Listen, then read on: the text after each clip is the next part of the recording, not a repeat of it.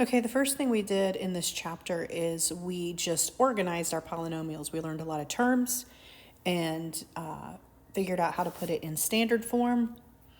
And so the first thing you want to do here is organize it in standard form, and then you are going to look for your leading coefficient.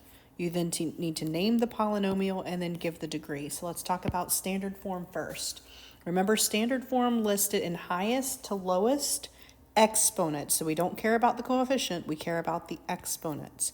So we're going to look at our first group that has the highest exponent, which is the 7. And then the next highest exponent is that 5. So we're going to list the -4 into the 5th. Then the next highest is that 4. So the -5 into the 4th. And then the last one is just into the first power. So this would be standard form. Once we have it in standard form, our leading coefficient is just this first number, that -10.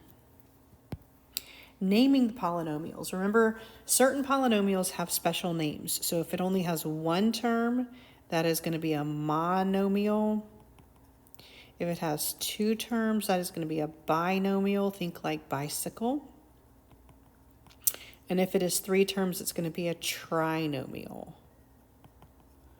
All right, so when it's anything more than that, you just tell me. This is 4, 1, 2, 3, 4. So we're going to just say 4 terms. And then the degree, once you have it in standard form, you're going to tell me your exponents on your very first group. So this degree is 7.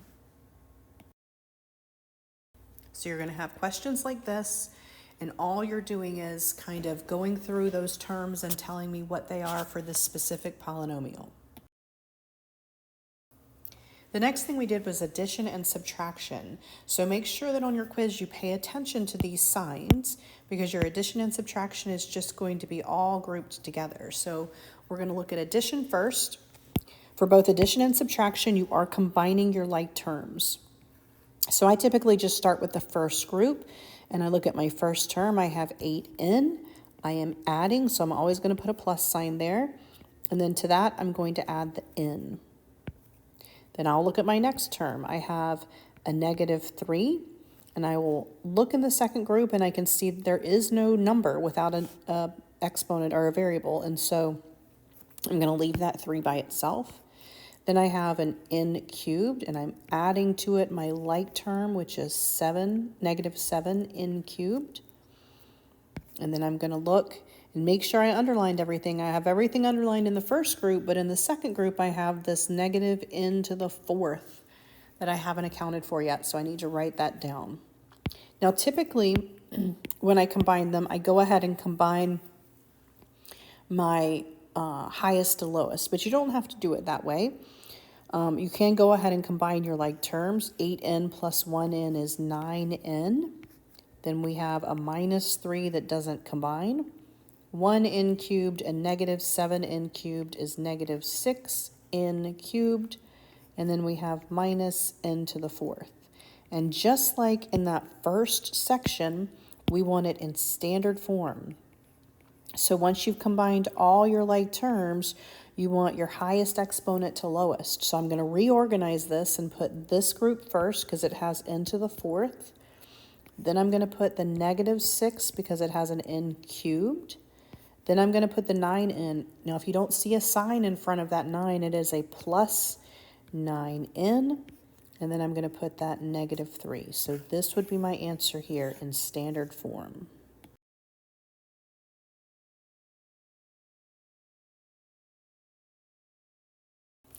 For subtraction, you're really doing the same exact thing. You just want to make sure that you account for the fact that you are subtracting these like terms. And so again, I'm still going to start with my first term, and I'm going to say 4, but now I'm going to write a minus, and I'm going to look in that second group, and I'm going to see I'm subtracting a -2. Then I'm going to look at my next term. I have a -6n cubed. I am subtracting. But you'll notice there's nothing in the second group that it has an n cubed, so that 6n cubed is all by itself. Then I'm going to look at that next term, which is a 2n, and I am subtracting a -8n.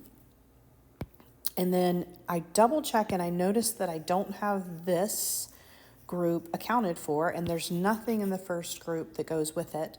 So I'm just going to put a minus 5 in because it is being subtracted. So a minus 5 in to the fourth. And then once again, you want to combine those like terms. So I'm going to look at each of these. Remember, 4 minus a negative 2 is plus a positive. So this is going to be a positive 6. This did not have anything to combine with, so I'm just going to write that down. Again, I have a 2n minus a negative is plus a positive, so I have a positive 10n. And then this did not combine, so minus 5 into the fourth. And you do want to put all of these in standard form. So just like on the first page, you're going to go highest to lowest exponent. So for this one, I will list this negative 5 into the fourth group first. Then I will list the negative 6n cubed, then the plus 10n, and then the positive 6. And that will be my final answer here in standard form. So after the addition and subtraction, we move to multiplication. And remember, we have the little acronym that we do, which is FOIL. So first, then outer terms, then inner terms, then last terms. And so I'm going to start with my first terms here, which is 7x times 6x. I'm going to add to it my outer terms, which is 7x times 7. I'm adding again my inner terms, negative 7 times 6x. And then my last terms here, negative 7 times 7. And then I am going to combine these with multiplication. Remember, when you're multiplying variables, your exponent goes up. So 7 times 6 is 42, and then the x times the x is x squared. Positive 7x times positive 7 is just 49, and I just had 1x there.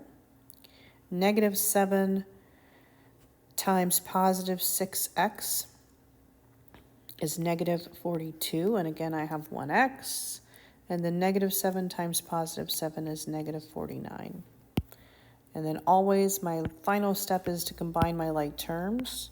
So I have 42x squared. I'm going to combine these because they're alike. 49x and negative 42 is 7x. And then this doesn't combine with anything, so we just write minus 49.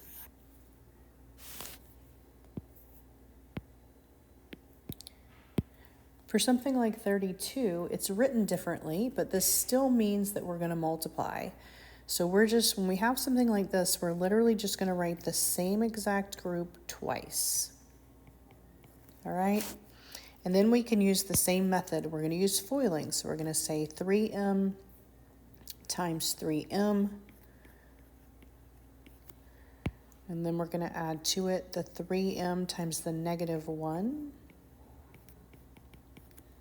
Then we're going to add the negative 1 times the 3m.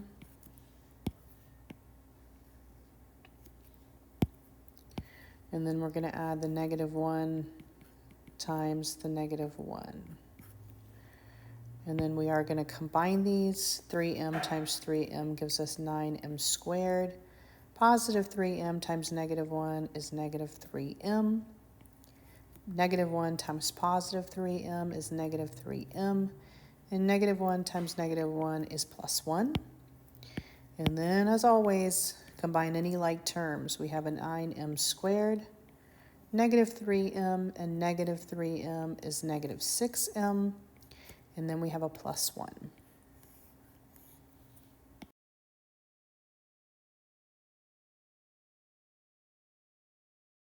All right, let's look at the ones that have multiple variables. Multiple variables here.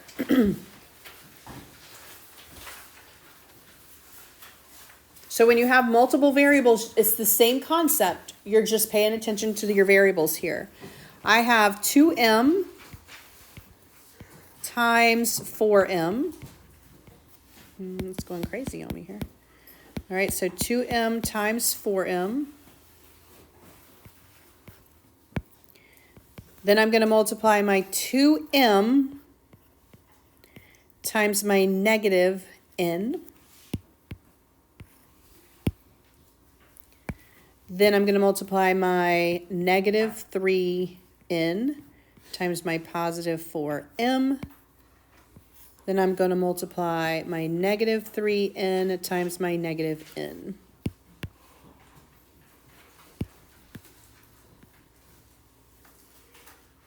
All right, questions on, oh, it just disappeared. Questions on just the initial setup there. All right, then we're going to simplify these. 2m times 4m is 8, and then m squared. All right? So we're just multiplying, yep. So we have positive 2 times negative, that's a 1 in front of it. So what's positive 2 times negative 1? Negative 2, and now I have an m and an n. Those don't combine, they're just being multiplied. So no exponents change here because I didn't multiply like variables. I didn't multiply the same variables. Same thing happens here. A negative 3 and a positive 4 give me a negative 12, and I have an m and an n. I'm just going to leave it as mn. And then for the last one, negative 3 times negative 1 gives me a positive 3, but now I am multiplying n times n. So what is that? N to the second power.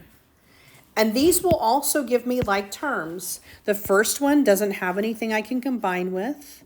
These are both m and n. So negative 2 and negative 12 give me negative 14, and I have those same variables, mn, and then the last one does not combine.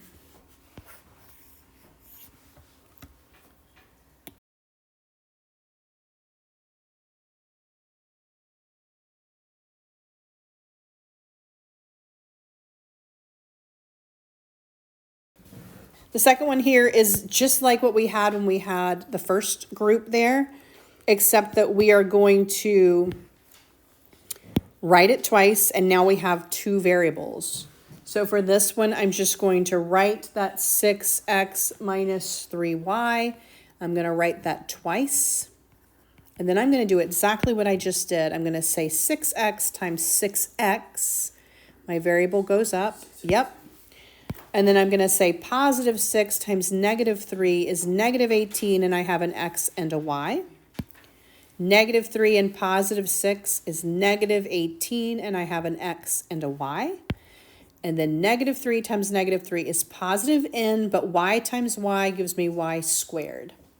And then my final step, as always, is to make sure I've combined any like terms. The first one does not combine. Negative 18 and negative 18 does combine, and then the last one does not combine.